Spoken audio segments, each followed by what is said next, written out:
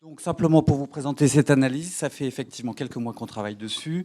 L'idée, bien sûr, a été d'essayer de balayer le scope et de rester tout à fait présent, tout à fait pertinent par rapport à votre secteur. Donc on est passé par pas mal de rendez-vous avec un certain nombre d'experts, un certain nombre d'opérateurs. Certains d'entre vous ont également eu l'occasion de répondre à une petite enquête qu'on a fait online pour avoir un petit scope de là où vous en étiez tous aujourd'hui. Et on a complété par des études qui sont également des études chiffrées qu'on va avoir le plaisir de partager avec vous. Donc, Alban, oui, alors vous avez là rapidement un petit panorama des acteurs qu'on a pu rencontrer. Donc, certains d'entre vous vont se reconnaître. On a également rencontré des partenaires de la filière et puis beaucoup de monde autour de la problématique de la logistique qui est absolument centrale dans votre secteur, des startups, des plateformes de vente privée ou des marketplaces, françaises ou internationales, parce que le e-commerce, on va le voir, est aussi une opportunité pour passer à l'international. Voilà, et puis on remercie tout particulièrement les fabricants, donc Gauthier, WM88, et puis Ambiance Bain, donc qu'on a pu interroger et qui nous ont donc qui ont partagé un peu toute leur vision sur les e-commerce et leur expérience. Donc, merci à eux. Alors, donc ces chiffres-là du développement du e-commerce, vous les connaissez. Aujourd'hui, le e-commerce n'est plus un sujet. Vous le savez tous. Tous les acteurs qu'on a interrogés, que ce soit aussi Amazon, vente privée, des acteurs donc de la logistique ou des acteurs plutôt fabricants ou distributeurs. On a interrogé Maison du Monde notamment. Vous accordez tous pour dire que le e-commerce dans le meuble et la décoration, c'est l'avenir, c'est entre 25 et voire même 50%, puisqu'on a interrogé Camif, Emery Jacquia, qui nous a dit donc à 5 ans, le e-commerce dans le meuble, c'est 50% de croissance. Voilà, entre 25 et 50%, c'est ça un peu. Donc c'est un vrai sujet. Aujourd'hui, sur le e-commerce, on voit qu'il y a une vraie disparité, une vraie dichotomie entre les fabricants et les distributeurs. Les distributeurs se sont appropriés complètement le sujet, alors que vous, fabricants, vous êtes restés vraiment en retrait. Sans doute plusieurs raisons. Pour vous, fabricants, c'est sans doute la peur voilà, d'être un peu en contradiction avec votre réseau physique, de les brusquer. Alors que les distributeurs, eux, clairement, ils ont visé plutôt à essayer même de s'affranchir de leur réseau physique, donc de partir plutôt sur du pur online. Notamment, alors, on a des chiffres, hein, Maison du Monde, quand on les interroge, ils nous disent qu'en 2015, ils faisaient 17% de leur chiffre d'affaires en e-commerce. En 2016, c'est passé à 19%. Ça représente 70 millions d'euros de chiffre d'affaires qui est réalisé en e-commerce. Donc c'est énorme. Quand on regarde un fabricant, qu'on interroge des fabricants qui sont les plus en avance chez vous, on ne dépasse pas le 1% quasiment de e-commerce, de chiffre d'affaires en e-commerce. Donc pourquoi ce retard ? Certainement, donc, il y a la peur un peu de braquer le réseau physique. Il y a sans doute aussi le fait que les marques distributeurs sont beaucoup plus fortes, une visibilité beaucoup plus forte que les marques fabricants. Voilà, donc sur ces sujets-là, donc on va le détailler tout de suite, mais on peut commencer à imaginer des options, des solutions. On a rencontré beaucoup d'acteurs aussi fabricants qui nous disent qu'ils ont commencé à tester par petits bouts, lancer un site web sous une marque nouvelle, voilà, un peu pour se cacher, pour ne pas faire peur au réseau de distribution. Donc vous avez essayé, mais sans doute qu'une piste pour commencer à mettre le pied dans l'e-commerce, ça peut être, c'est pour ça qu'on a invité Amazon et Vente Privée, ça peut être de vous regrouper, présenter des produits groupés, multisecteurs, multisecteurs, multimarques, sous des ambiances. Et c'est ce qu'a fait le succès de Maison du Monde et de Westwing, par exemple. Voilà, donc peut-être un premier pied dans le e-commerce, ça peut être de vous lancer comme ça à plusieurs marques, sur des ventes privées, sur des places de marché, en proposant avant tout des ambiances. Et c'est là où on résout une grosse partie des problématiques. Parce que Vente Privée va vous en parler, mais quand ils ont lancé ça, des places de marché ou des ventes privées par les ambiances dans l'habillement, clairement, ça a relancé et ça a relancé la visibilité et le trafic dans les réseaux physiques. Voilà, donc Xavier nous avait parlé de plusieurs exemples de marques qui, à chaque fois qu'ils lançaient une campagne de vente privée sur vente privée, voyaient leur trafic en magasin augmenter sur la gamme de produits lancés en vente privée en ligne. Et notamment, ça avait un effet un peu de halo sur toute la marque, sur toute la gamme des produits de la marque. Voilà, donc le e-commerce, ça peut être une option pour rattraper un peu ce retard que vous avez pris sur la visibilité de votre marque, notamment vis-à-vis des distributeurs. Alors notre conviction, c'est que donc le jeu, c'est le titre de cet article qui vient de sortir dans un blog américain, est juste en train de commencer. Et notamment, pourquoi il est en train de commencer? Parce qu'il y a des contraintes qui sont en train de disparaître, ou en tout cas de s'amoindrir. La première contrainte importante, c'est ce qu'on a appelé la fin du cauchemar informatique. Finalement, le temps est assez court. Si on se retourne 10 ans auparavant, en 2006, quand il fallait faire un site de e-commerce, c'était effectivement très cher, très compliqué. Aujourd'hui, il se passe que vous avez des solutions, on appelle des moteurs e-commerce, dont la plupart, au moins deux que j'ai en tête, sont des solutions françaises qui sont préformatées, qui vous permettent d'avoir néanmoins un certain nombre de personnalisations, qui sont stables et qui embarquent tout un tas de fonctionnalités. Ça vous permet d'avoir un accès au marché qui est quand même tout à fait facilité. Le ticket d'entrée, pour faire une fourchette large, il va être entre 10 et 100 KE. Le ticket d'entrée technique, surtout, est beaucoup plus facile. C'est-à-dire que vous pouvez démarrer maintenant une activité e-commerce sans avoir obligatoirement des compétences qui sont des compétences de développement web. Ce d'autant que vous avez un environnement en France de prestataires, d'agences, de SS2I, qui est très efficace et de très bonne qualité pour vous accompagner. On peut compléter cette analyse par le fait que vous avez deux types de moteurs e-commerce. Vous avez ce qu'on appelle les open source, qui par ailleurs vous permettent du coup de ne pas être pieds et poings liés par rapport à des frais de licence annuels très importants. Et vous avez les modèles SaaS qui se développent. L'intérêt du modèle SaaS, pour vous, il est double. C'est que vous allez raisonner en coût d'exploitation et pas en CAPEX, premier intérêt. Le deuxième intérêt, c'est qu'ils vont également vous proposer une prestation complète d'externalisation de la maintenance, de la sécurité, hébergement informatique et maintenance évolutive, ce qui, une nouvelle fois, vous permet d'être un petit peu à l'aise par rapport à ces problématiques qui étaient autrefois, techniquement, étaient très complexes. La deuxième chose, excuse-moi Alban, c'est la logistique et ce qu'on a dit halte au fantasme. Alors bien évidemment, la logistique est dans votre industrie un point central et loin de moi l'idée de dire que c'est simple et que les choses vont se calmer. Sous la pression d'un certain nombre d'opérateurs, d'Amazon notamment, on livre toujours de plus en plus vite. On parle maintenant dans les grandes villes pour les biens de consommation de livraison en 2 heures.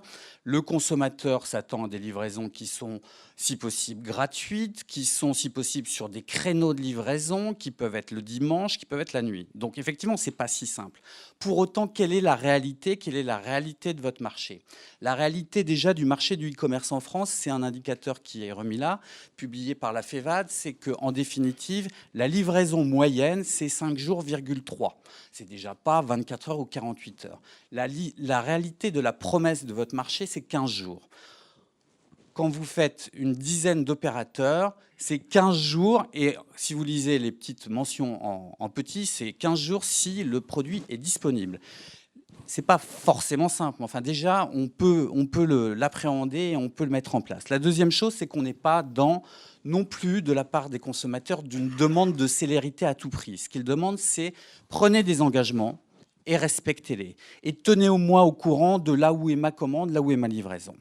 Par ailleurs, la gratuité n'est pas le standard. C'est pareil, c'est aussi quelque chose que vous avez peut-être sur des petits produits, sur des biens de consommation. Dans votre secteur, la gratuité n'est pas le standard. Nous avons vu qu'en gros, la gamme de tarifs va de 5 € à 70 €. Ce qui permet de refacturer aux consommateurs une partie des coûts logistiques qui sont évidemment importants. En gros, ça vous permet de refacturer 25% des coûts logistiques. Et puis surtout, ce qu'on a pu voir, c'est qu'il existe de plus en plus de nouvelles solutions. Jusqu'alors, il y avait très peu de solutions pour livrer du produit lourd ou volumineux. Aujourd'hui, vous avez une nouvelle fois des opérateurs type Marketplace qui vous proposent une solution d'externalisation clé en main de votre logistique. Alors, Amazon, pour le moment, ne le propose que jusqu'à 30 kg, mais un opérateur français, Cdiscount, lui, vous le propose quel que soit le volume et quel que soit le produit.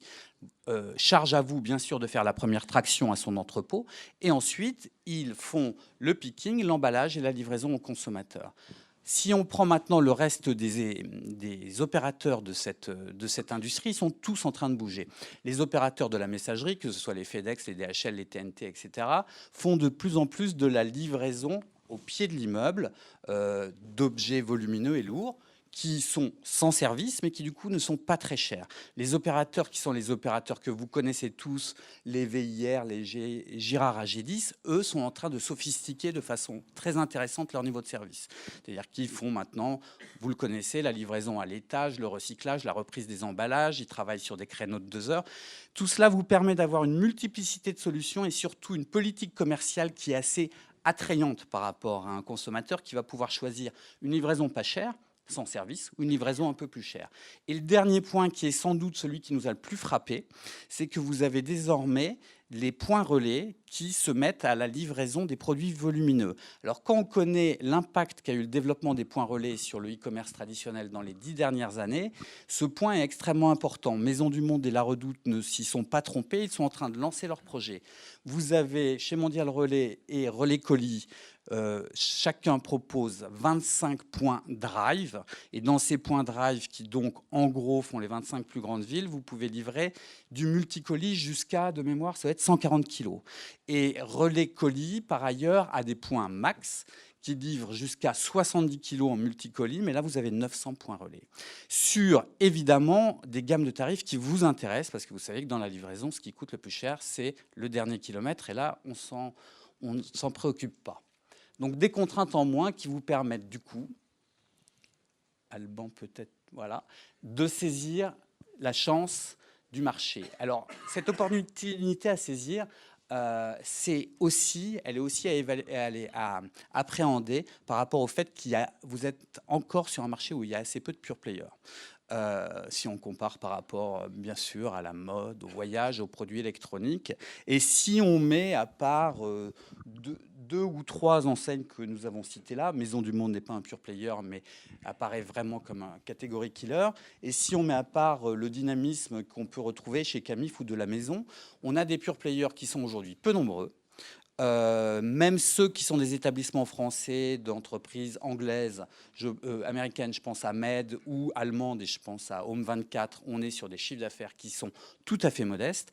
Quant aux pure players français qui s'appellent Made in Design, Midiboo, etc., on est sur des comptes d'exploitation qui aujourd'hui ne font rêver personne et sur des volumes de chiffre d'affaires qui sont entre, je vous le fais, grosso modo, 30, 40 millions.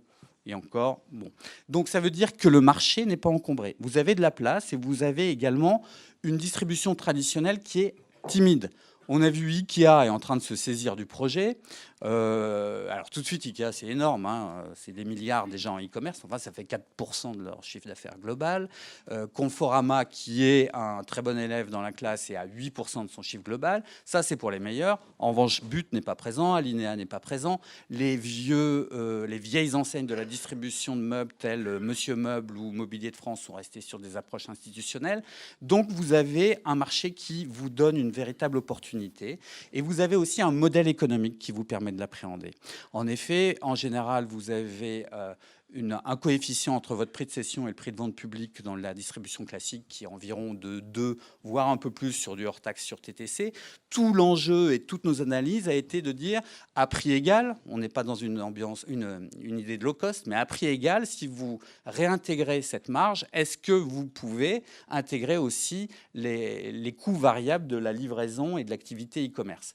La réponse est oui. Vous avez du coup, vous vous situez par rapport aux autres activités du e-commerce dans le haut de la fourchette en termes de marge, que ce soit en valeur ou en termes de pourcentage, ce qui est un véritable avantage. Alors, c'est aussi une chance à saisir parce qu'il y a une multiplicité de solutions commerciales à votre disposition. Bien évidemment, on va le détailler un peu, il y a l'idée de faire son propre site de e-commerce. Mais on a également d'autres possibilités on a les places de marché, et là, je ne vais pas le développer parce que vous allez avoir des intervenants qui vont vous en parler. De la même façon pour les ventes privées. On a également tout ce qui se met autour ce qu'on appelle maintenant l'omnicanal. Vous avez une chance forte, c'est que vous êtes présent soit par votre propre réseau, soit par des distributeurs en partenariat dans le monde physique. Les pure players n'ont pas cette chance. Donc il y a toutes ces idées de drive to store. Et puis la dernière chose dont on parle beaucoup et qui est vraiment en train d'exploser, c'est le social commerce. Bien sûr, les réseaux, on ne peut pas être absent, mais en plus, on parle maintenant de social commerce. Donc la première chose, c'est que pour aborder tous ces points, oui, pardon, un dernier point, c'est que la demande, elle est là, elle est massive, elle est au rendez-vous. Une petite analyse qu'on a faite sur les principales recherches sur Google génère 133 à 225 millions de recherches mensuelles sur des mots qui sont uniquement les mots propres à l'ameublement et à la décoration. C'est évidemment colossal. C'est en France, hein. En France. Deux prérequis incontournables, néanmoins, pour aborder sereinement cette activité de e-commerce et quel que soit ce canal que vous allez choisir. La première chose, votre force, votre raison d'être, c'est l'offre produit. L'offre produit, aujourd'hui, vous devez la rendre compatible avec le e-commerce. Alors, vous avez un acronyme affreux, mais qui a son importance, c'est le PIM. C'est le fait d'avoir un outil qui est un outil informatique qui s'appelle un Product Information Management. Alors, vous n'êtes pas obligé d'aller tout de suite vers l'outil informatique, mais ça veut dire une chose simple, c'est qu'il faut rendre votre offre produit compatible au e-commerce. Deux petits points qui l'illustrent. Il faut savoir que 20% des internautes vont aller directement sur la fiche produit, donc c'est qui tout double. Soit ils vont être intéressés, soit ils vont repartir, ce qui veut dire qu'il faut que vous soyez à même d'avoir une multiplicité de photos, de faire du storytelling, d'avoir aujourd'hui des notices, d'avoir les descriptifs, peut-être des vidéos. Et aujourd'hui, ça a un coût, bien évidemment, ça a un coût. Ce coût, il n'est pas non plus si important, mais il faut accepter de dire que ce coût, c'est 30, 50 € pour avoir une fiche produit qui soit digne de ce nom et qui soit ensuite commercialisable sur votre propre site ou sur les plateformes des opérateurs tiers. Un exemple, Weber, WM88, nous a dit qu'il passait une journée par fiche produit. Voilà, pour qu'elle soit parfaite en termes de photos, détourées, ambiance. Et l'intérêt d'avoir un outil informatique, c'est que demain, vous aurez à gérer une multiplicité d'informations. Vous avez besoin d'un outil pour les homogénéiser, notamment pour avoir une politique de prix qui est cohérente par rapport à la multiplicité des canaux de distribution. La deuxième chose qui est absolument essentielle, c'est pas la peine de parler de e-commerce si vous ne vous mettez pas en place ces deux trucs, l'information produit et la livraison directe consommateur. Une nouvelle fois, que vous choisissiez de travailler en direct ou par des opérateurs, ça va être la plupart du temps à vous de livrer en direct le consommateur. Alors, on l'a vu, il y a des solutions de transport et de livraison qui deviennent accessibles, économiquement accessibles. Ça ne fait pas tout. Deux petits points. Le point qui est, à mon sens, le plus important, c'est que, on ne l'a pas forcément détaillé dans notre rapport, c'est que néanmoins, pour tenir cette promesse, ça veut dire qu'il faut, pour nombre d'entre vous, passer d'une logique qui n'est plus une logique de fabrication à la demande, mais une logique qui va être une logique de stockage. Alors, pas des stocks énormes, mais en tout cas des stocks tampons ou des stocks de sécurité. Sinon, vous ne pourrez pas tenir la promesse. Donc ça, c'est évidemment un impact cash, c'est un impact éventuellement taille d'entrepôt, c'est quelque chose qui est à prendre en compte. La deuxième chose, c'est la vigilance par rapport à l'emballage. Contrairement à ce qu'on pensait, vous êtes sur une industrie où il y a très peu de litiges, très peu de retours par rapport à d'autres. En revanche, la plupart de ces litiges sont dus au transport. 40% des litiges sont dus au transport. Si vous vous lancez dans la livraison directe au consommateur, vous avez absolument besoin de travailler sur des emballages renforcés. Le fait de prendre un emballage standard ou renforcé, le prix est du simple au double. En revanche, vous divisez le nombre de litiges par 2 et le jeu en vaut la chandelle. En détail, c'est les doubles cannelures et les coins renforcés que vous connaissez. Alors, quelques questions qui restent pour vous évidemment prégnantes. La première question, c'est la question de la marque. On va être très très simple. Si vous n'avez pas de marque, ça va être très très compliqué. Donc pas de marque, ça veut dire peu de trafic. Peu de trafic, surtout naturel. Ce qu'on appelle le trafic naturel, c'est le trafic gratuit. Si vous n'avez pas de trafic gratuit, vous allez devoir acquérir ce trafic et les coûts marketing sont relativement chers. Si vous n'avez pas de marque, vous allez avoir une difficulté pour établir une certaine confiance par rapport aux internautes et donc ce qu'on appelle le taux de conversion, c'est-à-dire le taux qui fait le ratio entre le nombre de visiteurs et le nombre d'achats, va être faible. Et donc, votre activité va être difficile à rentabiliser. Et dans ce cas-là, notre conseil est simple, c'est plutôt d'investir sur... Continuez bien sûr à investir sur la qualité de votre offre produit, la démontrer et d'investir sur des opérateurs qui vont faire ce travail de confiance et ce travail d'acquisition de clientèle à votre place. La deuxième chose, c'est la question du prix. Alors là, c'est aussi important un petit peu j'allais dire, de tordre le cou à ce canard. Le prix reste important, évidemment, surtout dans le monde du web. Si vos offres ne sont pas positionnées, ça va être compliqué. Pour autant de choses, le consommateur ne recherche pas uniquement le prix. Quand on regarde des analyses, qui d'ailleurs, pour certains d'entre vous, vous l'avez vu, ont été communiquées notamment par IPEA, c'est un critère, c'est pas forcément le premier critère.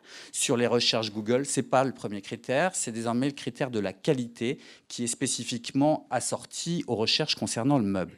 La deuxième chose, c'est que désormais, sur Internet, on vend tous les produits, quels que soient les prix, y compris des produits à plus de 1 000 €, y compris des produits de luxe. Donc ce n'est plus un problème. La troisième chose, c'est en revanche la question de la gamme de produits. Tous les business du e-commerce sont issus de la vente à distance et donc basés sur des segmentations et des modèles qu'on appelle récence, fréquence, montant, et donc des business qui sont vertueux parce que la clientèle devient fidèle. Vous êtes dans une industrie où la fidélité est par nature pas évidente. On n'achète pas forcément un canapé tous les 15 jours. Ce qui veut dire qu'il faut quand même que vous ayez une réflexion au niveau de votre offre produit pour essayer de compenser ce problème intrinsèque. Bien évidemment, votre marque, votre qualité, votre savoir-faire, tout ce que vous allez pouvoir mettre en storytelling sont un vecteur de fidélité. La deuxième chose, c'est la taille de l'assortiment. Il faut absolument que vous puissiez réfléchir à avoir un assortiment soit qui vous est propre, soit qui est avec un certain nombre de partenaires élargis pour multiplier les occasions d'achat. Les occasions d'achat, un exemple qui est intéressant, vous avez un secteur qui est très en avance, qui est le secteur de la literie. On a rencontré un certain nombre d'opérateurs qui désormais vendent à la pièce les pieds de lit, parce que ça fait des occasions d'achat supplémentaires. Et qui dit multiplicité d'achats dit confiance accrue, et ça c'est un phénomène que vous retrouvez notamment au travers des places de marché, parce que quand vous achetez chez un commerçant, vous regardez combien il a fait de ventes et vous regardez en général comment il a été noté par les consommateurs. Donc il faut absolument réfléchir à cette question, il faut réfléchir à la taille de votre assortiment, il faut Alban en parlait, peut-être réfléchir à jouer les ambiances jusqu'à la déco, multiplier les accessoires et les petits prix. Et en complément, ici vous avez la marque Chapeau, même, que vous pouvez utiliser même si votre marque n'est pas encore assez forte, du Made in France, ce que fait Camif très bien, en jouant la carte du Made in France.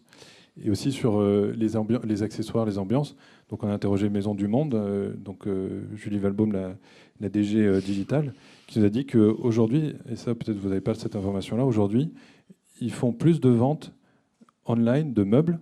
Leur part de vente de meubles est plus importante en ligne qu'en magasin.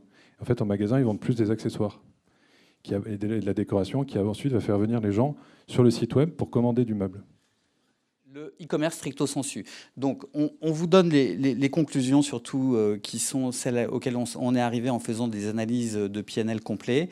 Évidemment, le e-commerce demeure un investissement, notamment parce qu'on le rentabilise en général en année 4. Bon.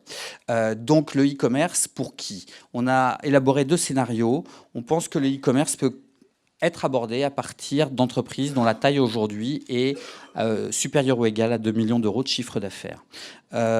Sur une approche qui est une approche qu'on a appelée test and learn, c'est-à-dire une approche où vous n'allez pas chercher à investir sur du média online, parce que le média online, vous le voyez, l'acquisition de clientèle, si tout va bien, va représenter 12 à 18% du chiffre d'affaires, soit un poids tout à fait conséquent. Donc, vous avez la possibilité, en revanche, de développer, grâce notamment aux solutions SaaS, des observatoires de e-commerce qui vous permettent de démarrer cette activité, notamment en vous appuyant sur des relais de commercialisation qui sont une nouvelle fois tous les opérateurs type place de marché, type plateforme d'affiliation, qui sont des opérateurs sur lesquels vous allez pouvoir faire du business en payant une commission, et donc finalement en payant une commission uniquement si vous avez vendu, ce qui vous permet de limiter les risques. Vous avez dans ce cas-là un point mort qui est atteint environ à 200 000 euros de chiffre d'affaires, ce qui est assez raisonnable. Donc 200 000 euros de chiffre d'affaires, vous comprenez qu'on a calculé un ratio de 10% par rapport à la taille de votre chiffre d'affaires. Et il faut envisager des investissements annuels tout compris, c'est-à-dire même en mettant un demi-ETP chez vous pour s'en occuper, parce qu'il faut quand même quelqu'un pour s'en occuper, qui serait de 100 000 euros. Donc ça, c'est une approche test and learn, une approche plus volontariste pour nous et aujourd'hui réservée à des gens dont le chiffre d'affaires total est d'environ 8 millions d'euros sur l'ensemble de ces activités. Ça nous permet de viser toujours avec un point mort en année 4, un chiffre d'affaires qui est proche du million annuellement et un risque qu'on a évolué pour vous en crash test si ça ne décolle pas, qui est un risque financier global à la fin de l'année 3 avant de se retirer du marché ou de pivoter, pour prendre un mot à la mode, de 420 000 euros. Donc là, ça vous permet d'avoir une vision beaucoup plus volontariste, d'avoir des mécaniques d'acquisition de clientèle payante, notamment en investissant dans les fameux Google AdWords. Ça vous permet d'investir sur un outil d'IT e-commerce beaucoup plus sophistiqué et ça vous permet de développer une présence multiple qui est aussi notamment une présence sur les réseaux sociaux. Un point sur les coûts à surveiller, marketing online, j'en ai parlé. Je fais un petit retour sur la logistique. Voilà, les deux principales sources de coûts, je ne sais pas si ça se dit, dans cette activité, c'est l'acquisition de clientèle et à peu près de façon équivalente, la logistique. La logistique représente pour vous environ 20% du chiffre d'affaires qui va être fait, dans la mesure où là, vous intégrez la livraison directe au consommateur. Sur ces 20%, 25% de ces 20%, donc 5%, sont refacturés au consommateur. Coût logistique net pour vous, 15%. Voilà. Donc, autre point important, le social commerce. Alors, le social commerce, très rapidement, parce qu'on peut en parler longtemps, simplement, il y a une étude qui est sortie en Angleterre l'an dernier qui montre que dans l'univers qui est proche, l'univers de la décoration, on est à peu près à 60% des consommateurs britanniques qui se disent influencés sur leur achat de décoration parce qu'ils ont vu sur les réseaux sociaux. Donc, c'est juste important. Pourquoi c'est important? Parce qu'on est surtout dans une logique, sur ce petit mot, petite expression anglaise que j'aime bien, qui vous résume ce qu'il faut intérioriser, c'est pêcher là où sont les poissons. C'est-à-dire que vous aviez une logique jusqu'ici qui était de dire « je vais faire mon site de e-commerce et je vais attirer tout le monde sur mon site de e-commerce ». Bonne chance. La deuxième solution, c'est de se dire maintenant, il y a des carrefours d'audience. Carrefours d'audience qui s'appellent Facebook, qui s'appellent ceux qui sont les plus pertinents pour votre activité, Instagram, qui s'appelle Pinterest, bien sûr, qui s'appelle Google, YouTube, etc. L'idée, c'est de vous positionner sur ces carrefours d'audience.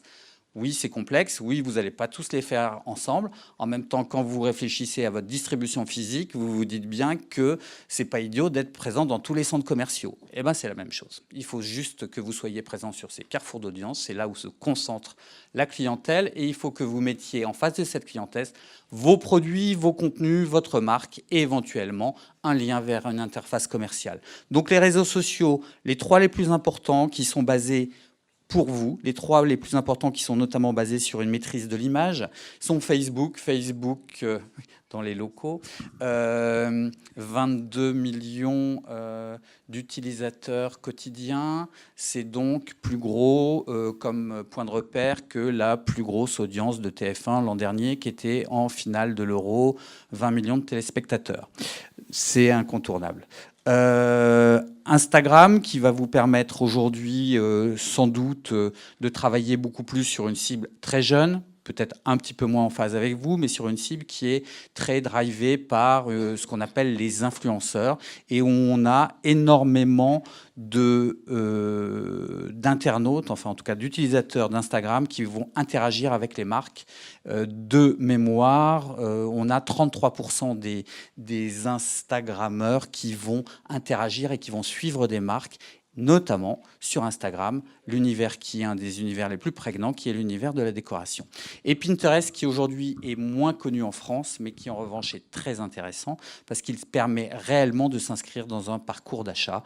On est là sur des gens qui, avant d'acheter, cherchent sur Pinterest des idées de décoration. On est sur une entreprise qui est en train de réfléchir à intégrer des solutions e-commerce complètement dans son parcours. Facebook, pour revenir sur Facebook, c'est également une alternative publicitaire que vous pouvez utiliser. Alors j'espère qu'ils vont me rémunérer si je fais leur pub. Mais vous avez des capacités de ciblage qui effectivement rendent un petit peu obsolètes les magazines de décoration. Vous pouvez cibler jusqu'à des cibles géolocalisées jusqu'à 1 km. Vous pouvez cibler en fonction de tranche d'âge, en fonction de l'habitat, en fonction de leur goût. Et donc vous voyez, si vous faites rapidement avec des outils assez simples, un ciblage sur Facebook des gens qui sont intéressés par la décoration et de l'ameublement, et ça vous sort tout de suite une cible d'utilisateurs actifs de 2,5 millions d'utilisateurs avec un profil qui est plutôt des femmes, plutôt du sud-est, plutôt un habitat périurbain et qui sont rendus disponibles par un certain nombre d'outils publicitaires. Vous pouvez également cibler les jumeaux de vos clients. Et en complément, il y a aussi Twitter, que vous utilisez déjà pas mal, plutôt pour cibler les journalistes, les médias. Et sur Pinterest, c'est aussi un média un petit peu en avance qui vise plutôt les early adopters et les prescripteurs type architectes, voilà. Donc sur lesquels vous diffusez souvent des mood boards pour toucher ces publics-là. Alors, le dernier point important qu'on veut rapidement voir avec vous, c'est donc toute cette idée de Drive to Store. Donc le Drive to Store s'impose parce qu'aujourd'hui, on est passé d'une logique qui était la logique du multicanal. Alors après, donc les multicanals, c'était je travaille en silo. Après, on a une logique du cross-canal où on essaye de faire communiquer un peu les silos ensemble. Et aujourd'hui, on passe dans une logique d'omnicanal. Alors cette logique, finalement, elle s'impose à vous, parce que c'est simplement le consommateur qui s'est mis au milieu du parcours d'achat et qui zappe, qui prend les informations et donc qui s'attend à ce que les informations soient cohérentes, complémentaires. Sinon, vous risquez de rater la vente.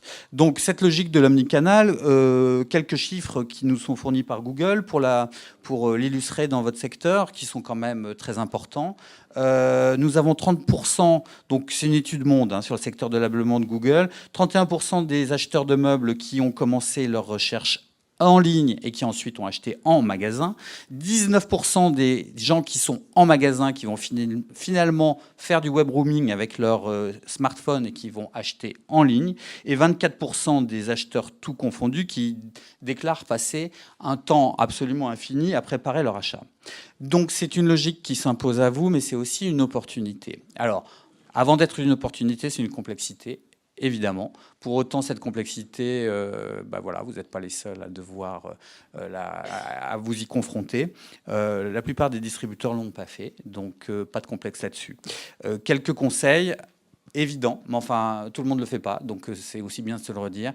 À partir du moment où on est dans une logique omnicanal, c'est quand même préférable d'avoir une logique de prix unique, si vous ne voulez pas perdre votre consommateur. Un point absolument essentiel, qui, évidemment, pour vous, est au cœur de votre business, que vous ayez un réseau de distribution en propre par vos magasins, vos franchisés, que vous ayez un réseau de distribution par des distributeurs, éloignés ou partenaires, il faut quand même réfléchir à la problématique de ce qu'on a appelé l'arbitrage de la propriété du chiffre d'affaires. Il faut commencer par là. Pour autant, les distributeurs, quels qu'ils soient, ont désormais autant besoin d'un site de e-commerce et d'une présence digitale, de votre présence digitale, que vous deux. Donc il y a un moment, je ne sais pas si ça sera du gagnant-gagnant, mais si vous ne le faites pas, ça va être du perdant-perdant, ça c'est sûr. Et la dernière chose sur l'omnicanal, c'est tester le click and collect. Le click and collect, voilà. Aujourd'hui, c'est quelque chose qui s'est imposé, quelques chiffres intéressants. Donc, vous avez, grâce au click and collect, et c'est aussi une façon de mettre les distributeurs avec vous. Donc, en gros, je paye ou je réserve mon produit si j'ai pas de solution de paiement et je vais le chercher. Je vais le chercher dans les points de vente. Ça représente, donc chez nos amis d'Argos en Grande-Bretagne, 31% de leur vente totale. C'est monstrueux. 50% de l'activité web de Darty. Et en général, et c'est prouvé par le chiffre de Nature et Découverte, mais également par les chiffres marchés, c'est l'occasion d'augmenter le panier parce que le client qui vient dans le magasin achète des produits complémentaires. Donc, testez le click and collect. Donc, vous avez cette multiplicité de solutions qui s'offrent à vous. Un exemple concret de réussite omnicanal, stratégie omnicanal réussie avec Maison du Monde, que vous connaissez bien, puisque aujourd'hui, ils ont réussi donc à déployer le click and collect, le client achète en ligne et ensuite retire en magasin, ce qui génère du trafic en magasin. Du coup, il rachète en magasin plutôt de la déco quand il récupère son meuble, et plutôt la déco qui va avec l'ambiance qu'il a acheté sur le meuble. Et quand on interroge Maison du Monde, ils nous disent aujourd'hui, les vendeurs, ils sont tout contents qu'on ait déployé une stratégie omnicanal. Ils ont tous leurs tablettes. Maintenant, 70% du chiffre d'affaires se fait par la commande en magasin sur la tablette, qui est directement une vue du site web, et qui permet de boucler la boucle, de faire que le client choisit lui-même son canal d'entrée. Et une fois qu'il rentre dans un des canaux, il suit tout le parcours et tout le réseau, à la fois online et physique, en profite.